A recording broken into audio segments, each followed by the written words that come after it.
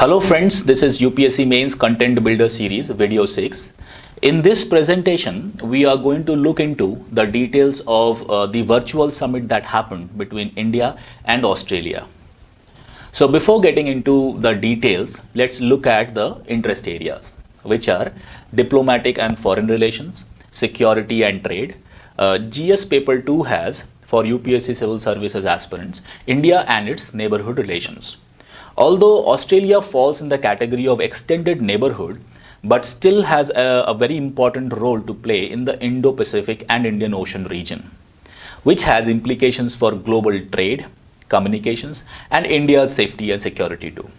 So let us see the details. The virtual summit between India and Australia has happened in a phase of rising tension between both these two countries and China. Aggressor China has acted in a belligerent way, like a hegemon, and thereby created a sense of panic and insecurity in the entire Indo-Pacific region. Its assertiveness in South China and East China Sea has led to a case in ICJ, International Court of Justice, that is based in Netherlands, Hague. But recently, it has also engaged India and Australia too.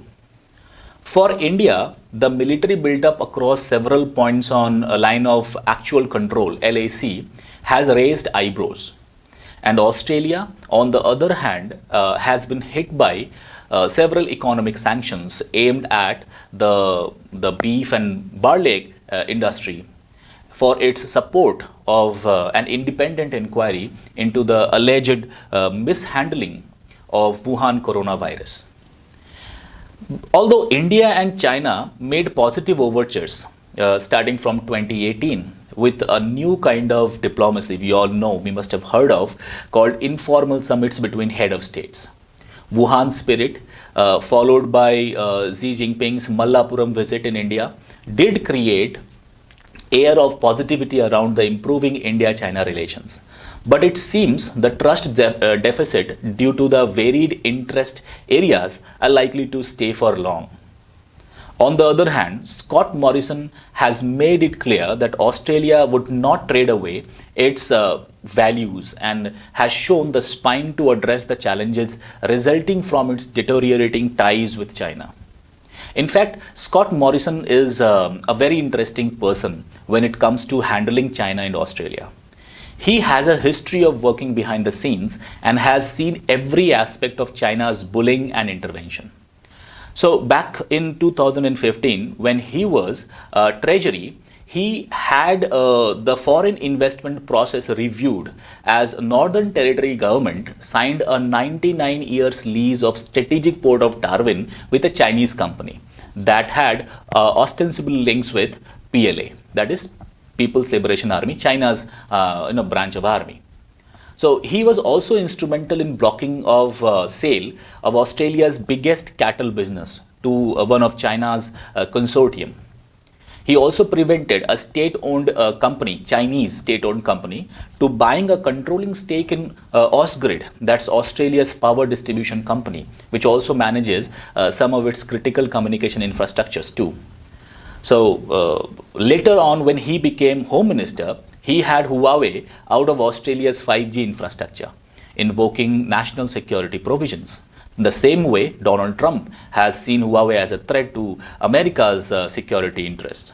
No doubt, this guy, why this guy is showing up the gumption to stand against China's nefarious designs.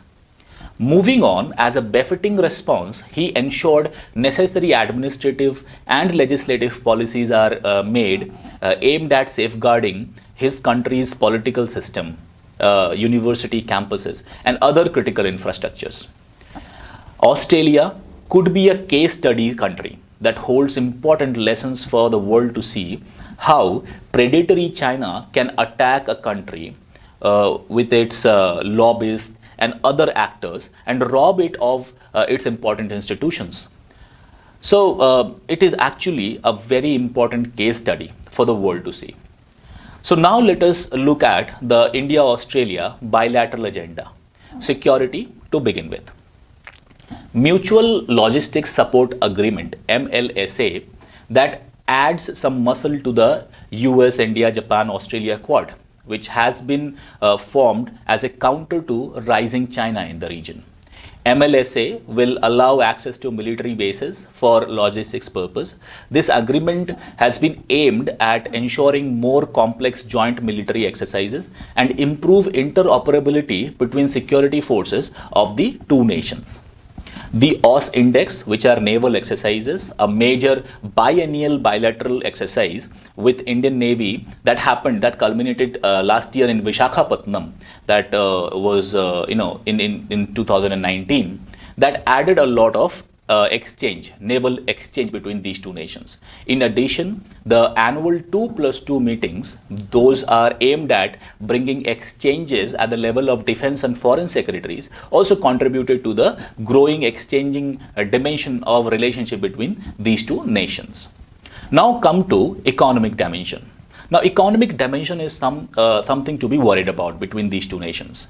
The economy exchange between these two nations seems to or continues to lag.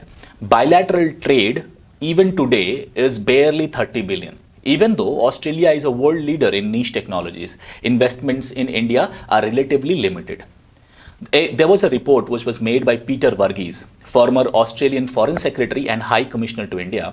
He said, in his report, An India Economic Strategy to 2035, he highlighted 10 states and 10 sectors of the economy that could be of particular interest for Australian businesses. The private business, although the head of states are finding a lot of convergences between two, the private businesses are still shying away to grab the opportunities. There are a few exceptions, I'll just mention them here. Macquarie Group and couple of other groups from Australia have been investing in India. Or there are Australia's large financial institutions like pension funds, sovereign funds. They have also been reluctant so far to invest in India. So that makes up for an opportunity in these testing times. For India, Adani's group, we must have heard of the group's plan to invest in Carmichael Coalfield in Queensland. That ran into several hurdles because of environmental and security aspects. So that also dampened the investment climate that was building up. Although Scott Morrison did support this initiative. So Chinese catalyst and convergence can actually play into the hands of both these two countries to find a mutually benefiting opportunity. So there are a number of sectors where Australia has proven expertise, like agriculture, animal husbandry, water conservation, mining technology, and equipment and sports infrastructure. We all know how good Australia is in sports. Cyber security, like I said, that Australia is home to a number of high quality niche technologies, cyber security being one of them, is critical to both of these two countries' interest. So they can also nab this opportunity and find convergences. There are huge deposits of lithium and rare earth in Australia that could again be reducing India's dependence or world's dependence on China for some time, so that we can control the hegemonic nature that it tries to, or monopolic nature that it tries to implement when it comes to rare earth materials and worse. So, however, none of these things are new. Most of these things have been discussed at high-level meetings. Like I said, the governments find a lot of convergences, but in reality and at ground level, the businesses, the private entities aren't really finding this way too exciting. So at this point of time, when China is becoming a prick in the entire region and disturbing the peace and security, China might just be the catalyst that was needed to infuse the much needed energy into the relationship between these two countries, so that we can find out our inherent potential and move ahead and take on the challenges head on. Now, the entire presentation was taken from the Hindu, ORF, that is Observer Research Foundation, and Swaraj Mag, the magazine, online magazine. So guys, if you have any doubt, please write down in the comment section. We'll try to address it. Or else we can also address your questions at info@calendarstudy.com. If you have any topic suggestion, you can even write us to the same email address. So if you like this video, Please share, care, like and subscribe our channel so that in future you'll come to know about the future releases too. Thanks for watching finally. Have a good day. Take care.